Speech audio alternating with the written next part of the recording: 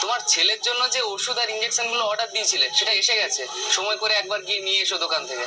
আচ্ছা হ্যাঁ, আসছি দাদা। এবার শোন। হ্যাঁ বলো। তোদের দোকানে ওই সাপ তাড়ানোর কি একটা অ্যাসিড আছে না, কি জানো নাম? ও, কার্বলিক অ্যাসিড। হ্যাঁ হ্যাঁ হ্যাঁ, পাওয়া যায়?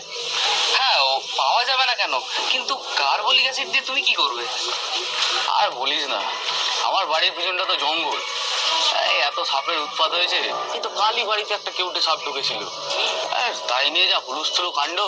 সাপ ঢুকেছিল? কিন্তু শীতকালে তো খুব একটা সাপ বেরোয় না। তবে কি আমি তোকে মিথ্যে কথা বলছি? বুঝিসই তো, ছেলে পুলে নিয়ে ঘর করতে হয়, বিপদ আপদ ঘটে গেলে কি হবে। আচ্ছা ঠিক আছে, আমি তোর দোকানে গিয়ে ওই অ্যাসিড আর ওষুধ দুটোই নিয়ে আসবো, বুঝলি? আচ্ছা, আসছি দাদা।